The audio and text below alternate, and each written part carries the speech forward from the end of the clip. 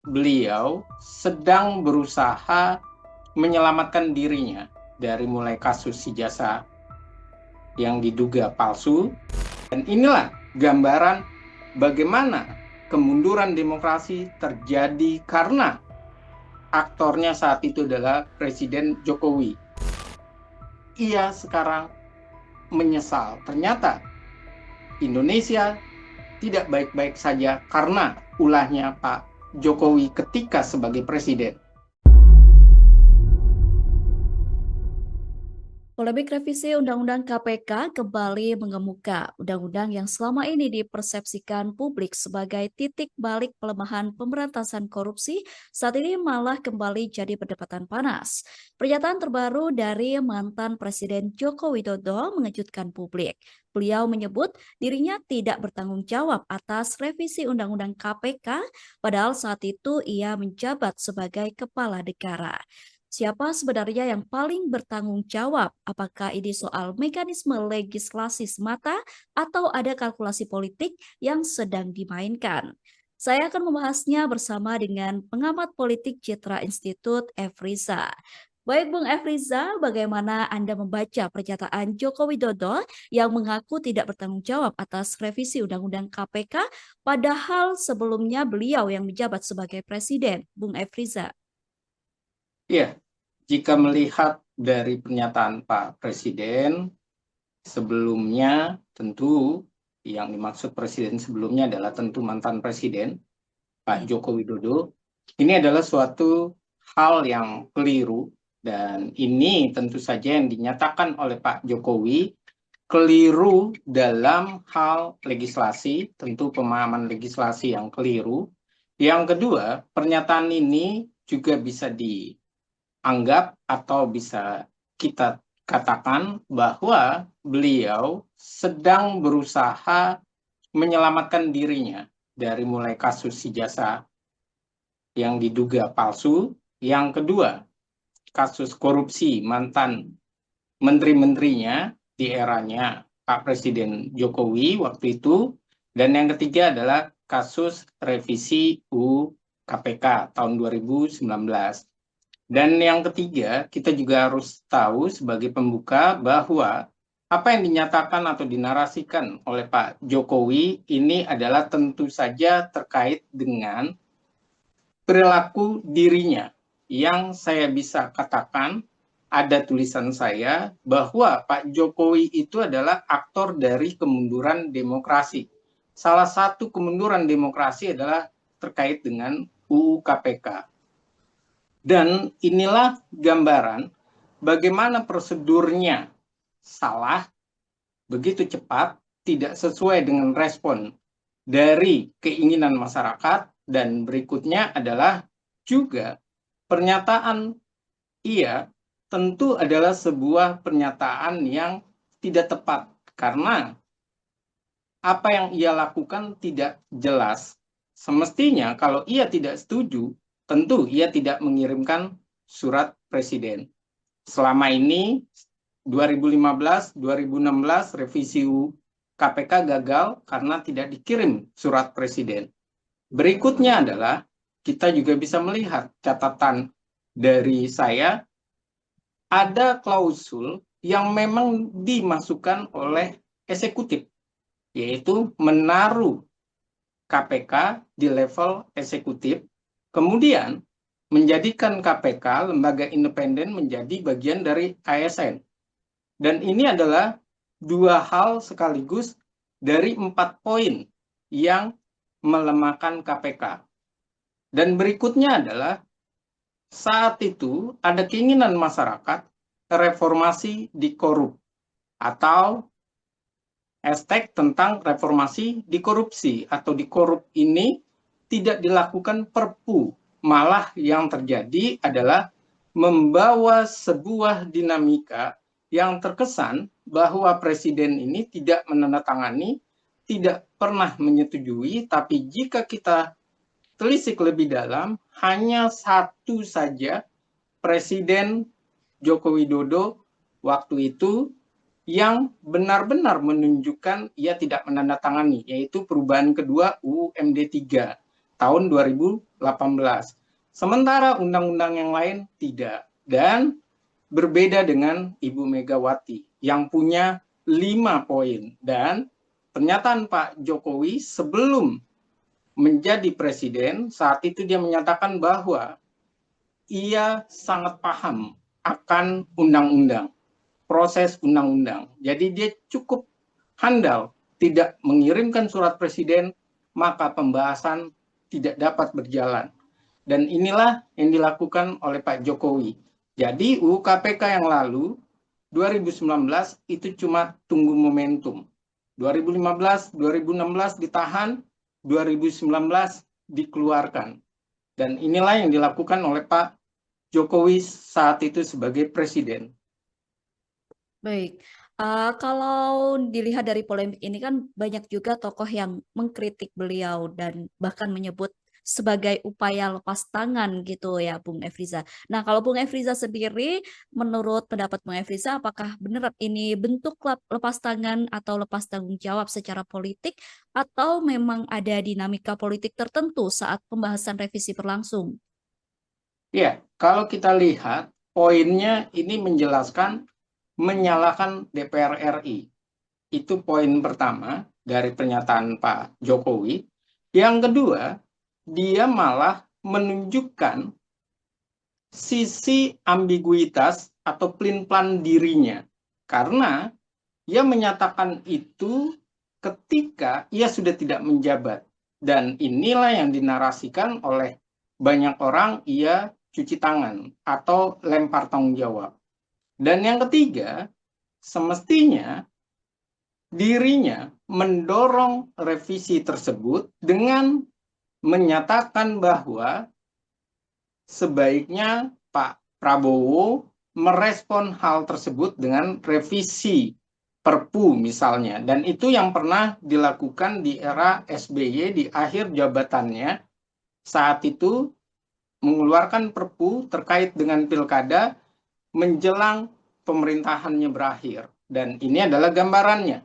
Sementara di eranya Pak Jokowi itu dilakukan saat rakyat telah memberikan suaranya. Saat jabatan sudah didapat digenggam, revisi UU KPK dilakukan. Dan inilah gambaran bagaimana kemunduran demokrasi terjadi karena aktornya saat itu adalah Presiden Jokowi. Presiden sebelumnya adalah presiden yang penuh dengan karut-marut pengelolaan negara dan ia melemahkan KPK dengan banyak hal, termasuk kita tahu ada TWK 57 orang yang kemudian tidak lolos dan ini juga jadi polemik di eranya Pak Jokowi. Jadi era Pak Jokowi itu bisa dikatakan memang salah satu poin kemunduran demokrasi di Indonesia adalah di revisi UU KPK. Bukan dikuatkan, malah dilemahkan. Oke, nah jika Presiden menyatakan bukan tanggung jawabnya, apakah berarti ini otomatis menjadi tanggung jawab penuh berada di DPR, Bung Efriza? Iya, kalau berbicara apakah ini tanggung jawabnya Presiden atau tanggung jawab DPR, jelas. Itu adalah tanggung jawab dari Presiden. Kenapa?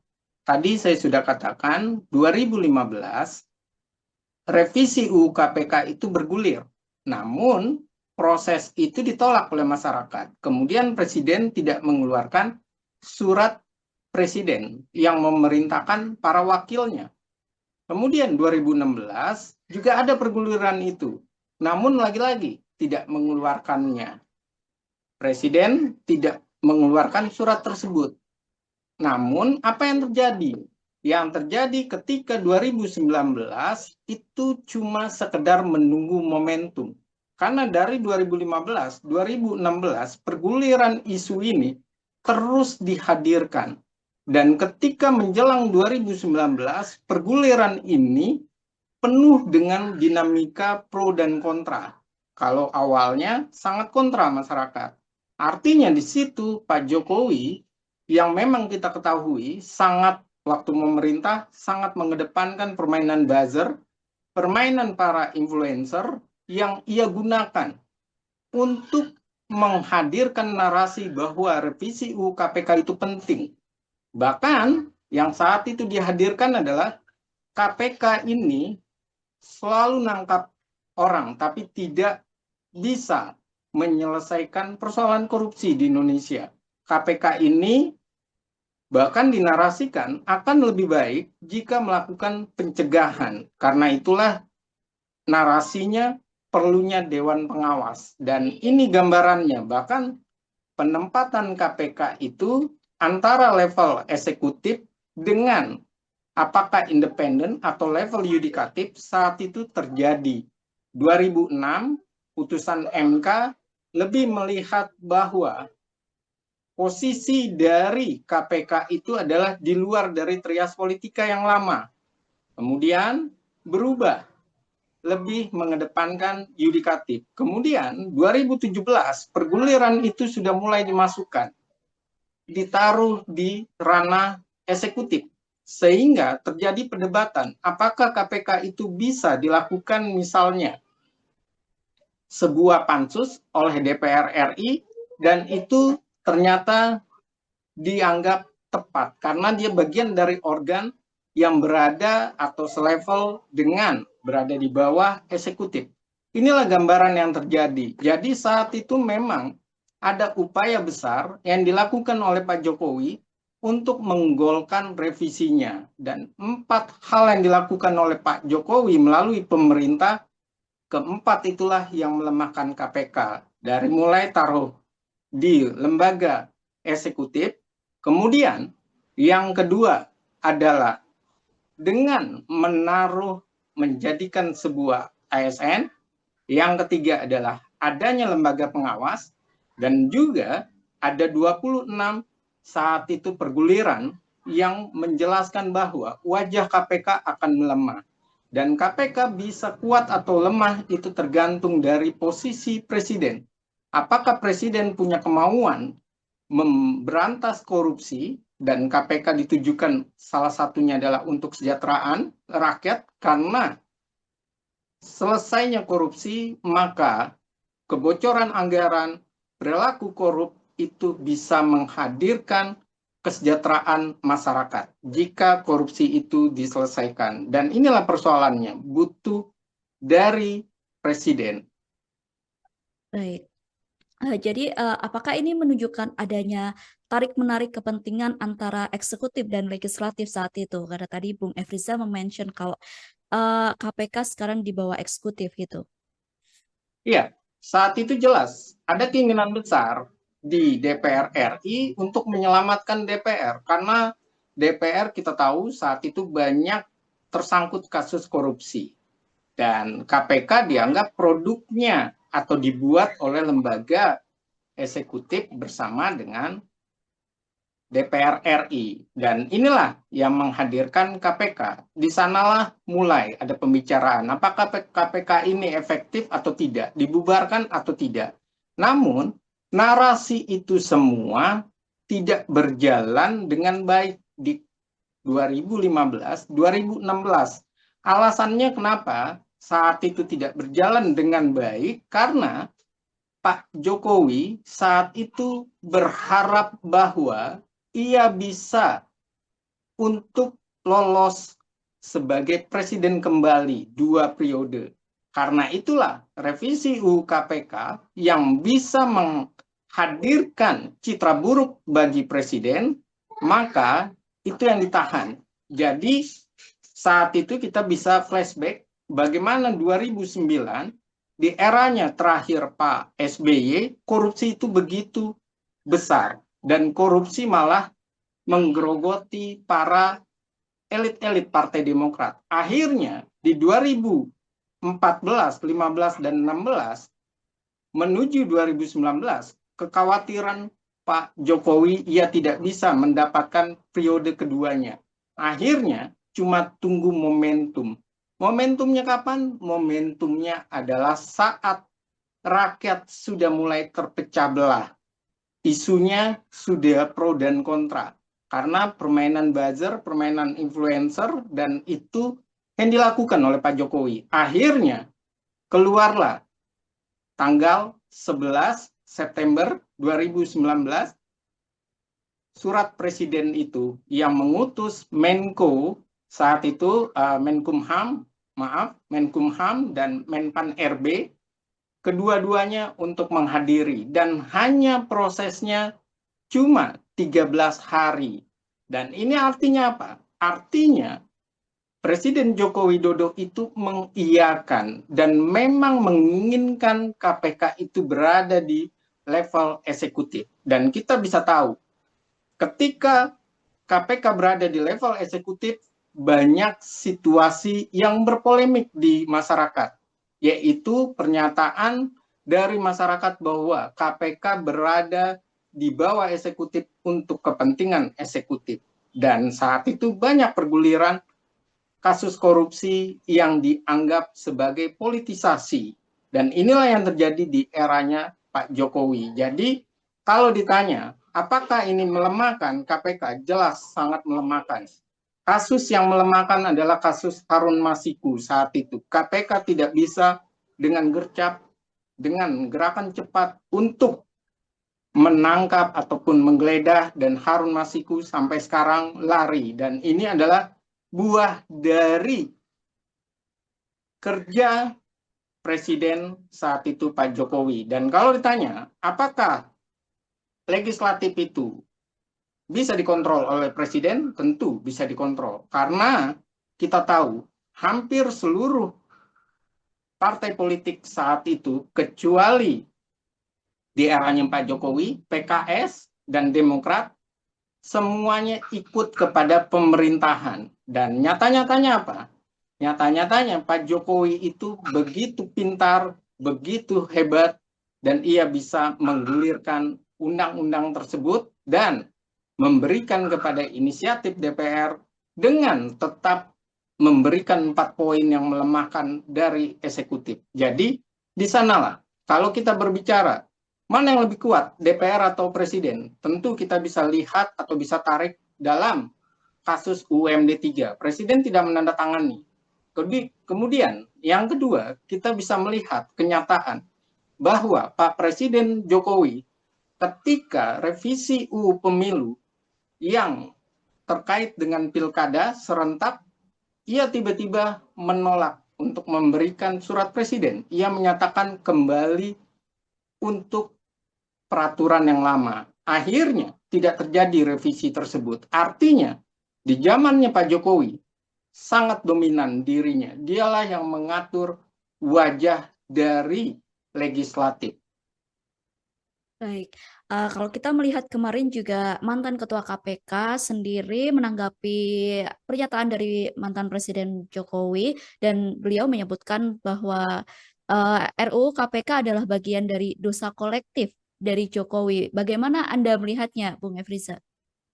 Ya, kalau berbicara bahwa itu adalah kolektif dari Pak Jokowi tentu, karena di Indonesia beda dengan di luar negeri. Di negara lain, misalnya Amerika ataupun negara yang menerapkan sistem dengan check and balance, dengan hal yang jelas bahwa legislatif itulah yang membuat undang-undang. Kemudian, kalau undang-undang itu tidak disetujui oleh presiden, maka dilakukanlah veto. Veto itu kemudian bisa dibatalkan melalui senat, suara senat dan segala macam. Nah, itulah yang terjadi di mancanegara. Bagaimana dengan Indonesia? Indonesia pasal 20 ayat 1 sampai ayat 5, pengaturan tentang legislasi itu menjelaskan bahwa Indonesia vetonya di awal. Itu yang pertama.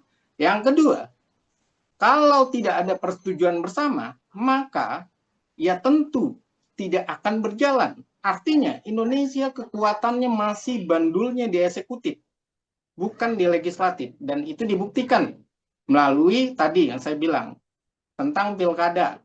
Kemudian bagaimana 2015, 2016 tentang KPK yang semuanya tidak berjalan karena tidak ada surat presiden. Kemudian yang ketiga, kalau seandainya sudah dibahas bersama, ternyata tidak sesuai di antara kedua lembaga itu, maka apa yang terjadi? Yang terjadi adalah silent veto. Vetonya itu dari presiden itu tidak berguna, namun menjadi catatan. Dan itu ada dilakukan oleh Ibu Megawati dengan 5 undang-undang yang tidak ditandatanganinya. Tapi undang RUU itu tetap menjadi undang-undang dengan 30 hari setelahnya maka diundangkan. Dan Pak Jokowi melakukan hal itu di perubahan kedua UU MD 3. Dia tidak menandatangani. Hanya satu itu saja dia tidak menandatangani. Sekarang pertanyaannya adalah kalau kita buka apakah benar Pak Jokowi tidak menandatangani? Hampir semua berita tidak ada pemberitaan terhadap hal itu. Satu. Yang kedua, apakah benar Pak Jokowi itu menolak? Kalau menolak, pertanyaannya, mengapa 2019 ia mengirimkan surprise, padahal dulu tidak? Dan itu artinya karut-marut di tangan Pak Jokowi. Yang ketiga adalah, kalau memang ia tidak menandatangani, kenapa tidak mengeluarkan Perpu? Saat itu ada perguliran di masyarakat tentang hal tersebut, yaitu tentang reformasi di korup. Dan itu harusnya keluar Perpu. Dan yang keempat, mengapa tidak keluar pernyataan presiden? Seperti waktu UMD 3, ia menyatakan ia tidak mau mengeluarkan Perpu UMD 3 karena prosesnya harus juga disetujui oleh DPR. Maka masyarakatlah disuruh untuk mengajukan judicial review ke MK. Bagaimana dengan kemarin? Kemarin terlihat sekali Pak Jokowi menutup mata, menutup telinga, tidak sesuai dengan keinginan masyarakat. Lalu kalau dia menyatakan tidak menandatangani, apa artinya? Artinya ia sedang berusaha menaikkan citranya. Ia sedang berusaha menunjukkan bahwa ia peduli kepada KPK. Padahal di era dirinya lah KPK remuk redam dan KPK kehilangan marwahnya. Baik, Bung Efriza, kalau kita bicara soal akuntabilitas, siapa sebenarnya yang paling bertanggung jawab secara politik atas revisi yang dianggap melemahkan KPK ini? Ya, kalau berbicara siapa yang melemahkan, tentu kedua-duanya, eksekutif dan DPR saat itu. Namun kalau ditanya, siapa yang bisa paling bertanggung jawab, di Indonesia tentu ada di tangan presiden. Kenapa? Karena saya sudah katakan, awal mau menjabat, Pak Jokowi itu menyatakan bahwa ia tidak akan membuat undang-undang yang tidak punya pengaruh kesejahteraan bagi masyarakat. Dan yang kedua, ia menyatakan dengan gamblang bahwa jika undang-undang itu malah membuat negara ini tidak stabil atau rakyat ini jauh dari sejahtera, maka ia tidak akan mengirimkan surat presiden. Itulah yang terjadi. Dan Pak Jokowi menunjukkan sifatnya, karakternya. Ia tidak mudah untuk mengirimkan surat presiden. Dan polemik-polemik itu, kemunduran demokrasi, pada dasarnya ada 2 undang-undang. Yang pertama adalah terkait dengan undang-undang KPK, dan yang kedua adalah terkait dengan undang-undang Ormas. Yang saat itu juga ditahan sama Pak Jokowi. Semuanya serba nunggu momentum. Dan bahkan kalau ditanya siapa yang lebih membuat KPK karut-marut, ya usulan dari Presiden Jokowi saat itu. Dan tentu saja Presiden Jokowi juga mendapatkan respon, mendapatkan poin, mendapatkan nilai positif dukungan dari DPR. Artinya kedua-duanya sama. Cuma perbedaannya adalah soal KPK, keseriusan KPK itu sudah ditunjukkan oleh Pak Jokowi 2015-2016. Tapi kenapa 2019 ia yang malah mengikis habis KPK, kewenangannya, posisinya, sampai akhirnya KPK narasinya benar-benar dilemahkan oleh Presiden. Dan saat ini siapa yang bertanggung jawab? Tentu yang bisa bertanggung jawab adalah Pak Prabowo. Ia perlu mengeluarkan Perpu atau ia sebagai presiden yang punya atau didukung oleh seluruh partai politik di parlemen, ia harus membawa narasi ini untuk digelorakan, menguatkan KPK, membalikkan atau mengembalikan posisi KPK kepada posisi yang lebih kuat itu seperti apa. Sekali lagi, KPK hidup dan matinya tergantung dari political will, keinginan presiden. Baik, kalau kita bicara tegas dalam konteks RUU KPK ini, sebenarnya siapa sih yang harus dimintai pertanggungjawaban politik? Apakah Presiden, DPR, atau keduanya? Ya, kalau berbicara yang lalu, tentu yang dimintain pertanggungjawaban adalah Presiden Joko Widodo. Hmm. Karena di eranya Pak Presiden Jokowi, revisi UU KPK sudah 2 kali diinginkan oleh DPR, tapi berhasil dibatalkan oleh Jokowi. Dan dibatalkan lewat apa? Lewat konstitusi. Yang pertama 2015 dinyatakan oleh dirinya belum waktunya direvisi. 2016 ia menyatakan bahwa revisi itu saat itu dianggap tidak tepat atau tidak baik bagi perkembangan dari KPK. Ternyata 2019 ia melakukan hal tersebut dan inilah gambarannya. Dan itu dilakukan oleh Pak Jokowi ketika rakyat memberikan legitimasi politik. Ia terpilih kembali sebagai presiden dan ia tinggal dalam hal itu dilantik dan kemudian keluarlah revisi tersebut dengan jangka waktu hanya 2 pekan tanpa kelibatan atau pelibatan masyarakat, tanpa memikirkan bagaimana masyarakat itu menolaknya dan tanpa memikirkan narasi awal dirinya ketika menjabat kesejahteraan. Ternyata itu yang diabaikan. Kalau sekarang tentu bola ini ada di Presiden dan di DPR. Dan Pak Abraham Samad sudah memulai untuk mulai mengembalikan KPK, hadirkan KPK yang lebih kuat. Dan apa dampaknya saat ini? Kita masih melihat KPK semakin melemah, semakin tidak berdaya. Sisi yang lain, ini yang perlu. Bagaimana Prabowo menanggapi dari pernyataan Pak Abraham Samad dengan actionnya. Kalau yang kemarin, Presiden kemarin telah salah arah, telah salah mengambil kebijakan, sekarang Pak Presiden Prabowo diharapkan lebih baik. Ia mulai meramu apa saja yang perlu dikuatkan. Jadi tidak perlu misalnya kita berdebat apakah mengembalikan revisi UU yang lama, karena mau mengembalikan revisi yang ulang lama tentu perlu undang-undang yang baru untuk mencabut undang-undang yang lama tersebut sehingga memberlakukan undang-undang yang sebelumnya.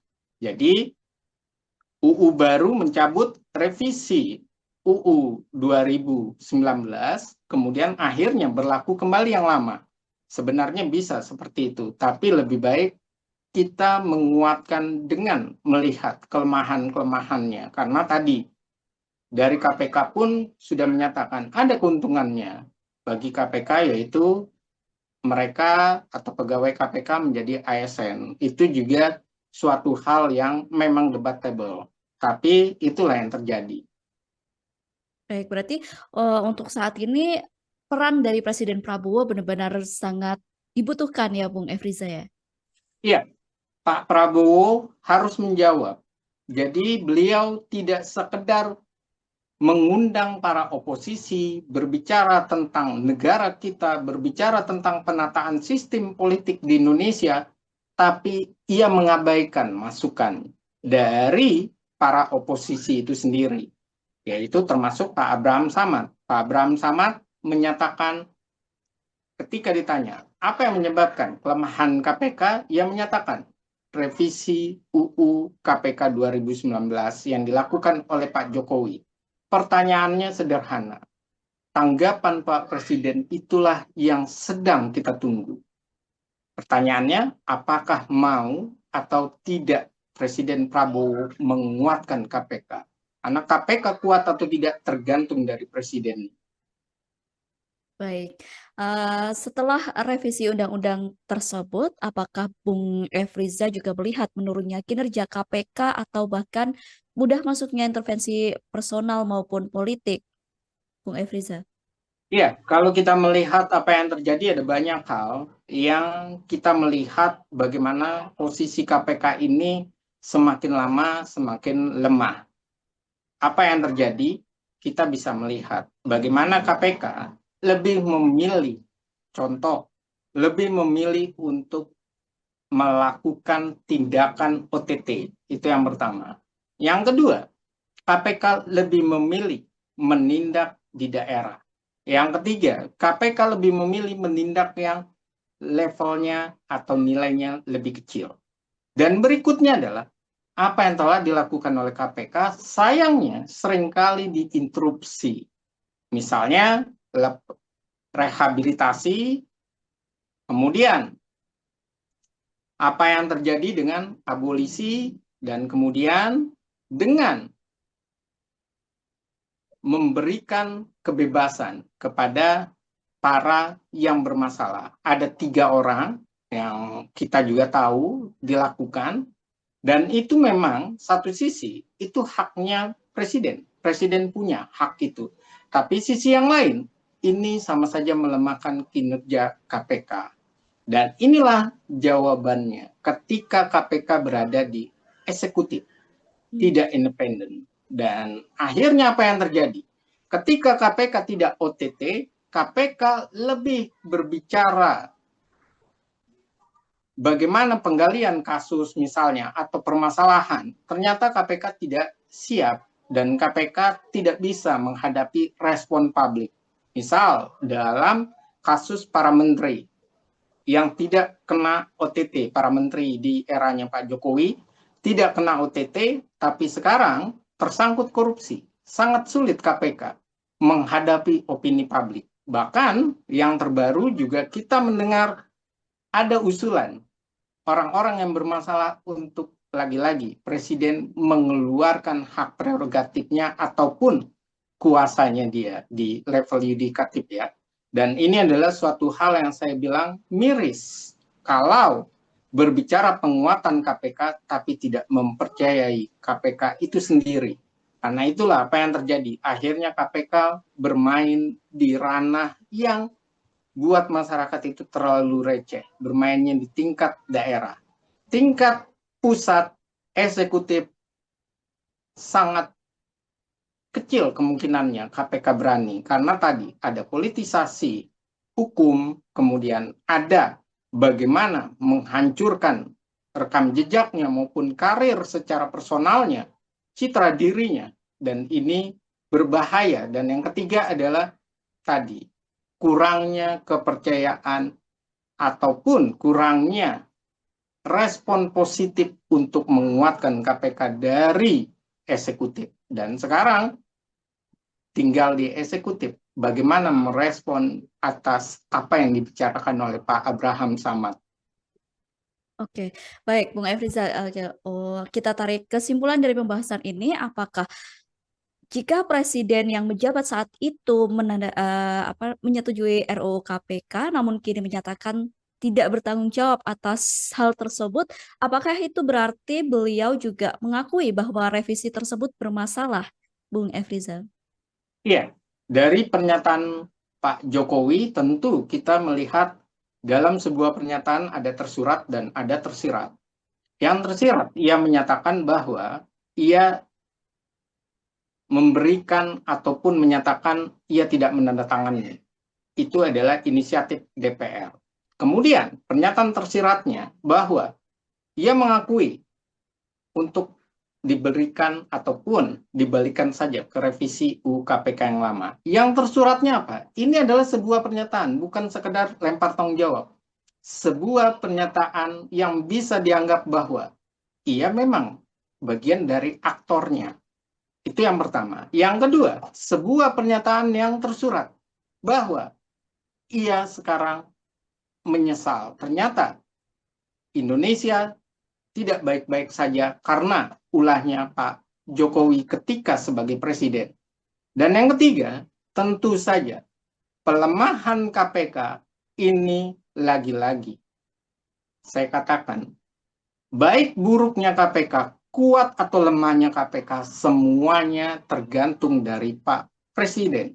Dan saat itu yang melemahkan KPK adalah Pak Jokowi. Dengan dua alasan. Pertama, surprise-nya diturunkan. Yang kedua, pasal-pasalnya juga ada yang dibawa oleh eksekutif melalui menterinya yang membahas. Dan itulah titik poin yang tidak bisa Pak Jokowi lepas tanggung jawab atau menyatakan bahwa inisiatif DPR. Kemudian ia tidak ikut membahas. Ia tidak mengetahui dari mana ia tidak mengetahui. Karena di eranya Pak Presiden Jokowi, rapat, kabar, semua informasi ia mengetahuinya. Bahkan Pak Jokowi juga punya poin positif memang. Ketika ia menyelamatkan anak Indonesia dari kekerasan seksual dan terkait dengan Undang-Undang Kebiri, itu menyatakan apa? Menyatakan bahwa Pak Jokowi ini selalu tahu situasi, selalu membaca situasi. Tapi pelemahan KPK kemarin dilakukan oleh beliau hanya menunggu momentum. 2015, 2016 ditolak, momentumnya 2019. Sekarang adalah upaya dirinya untuk melepaskan citra buruknya karena ia sedang terbelenggu dua kasus. Kasus ijazah dugaan palsu dan kasus dari para menterinya atau beberapa menterinya yang tersangkut kasus korupsi. Walaupun kedua hal itu asas praduga tak bersalah.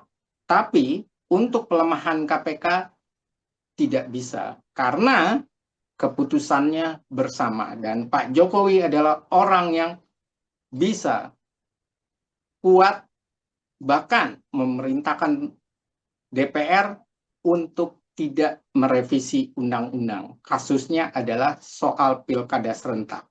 Dan itu membuktikan, lagi-lagi, yang melemahkan KPK, kita tidak bisa melepaskan, itu adalah Pak Jokowi. Pak Jokowi adalah aktor dari kemunduran demokrasi. Dari sorotan salah satunya adalah revisi UU KPK. Selain politik akomodatifnya dia yang merangkul banyak orang di berbagai jabatan maupun kebijakannya yang bertentangan. Dan ini adalah penutupnya, Mbak. Baik, terima kasih Bung Efriza. Kita tunggu perkembangan isu ini selanjutnya. Apakah nanti Presiden Prabowo Subianto bakal bertindak bagaimana gitu. Terima kasih Bung Efriza atas diskusinya hari ini dan selamat beraktivitas kembali. Terima kasih. Demikian obrolan kita dalam program Tribun News on Focus. Nantikan obrolan lain dengan topik dan narasumber yang berbeda. Saya pamit undur diri. Terima kasih dan sampai jumpa. Download Tribun X sekarang, menghadirkan lokal menjadi Indonesia.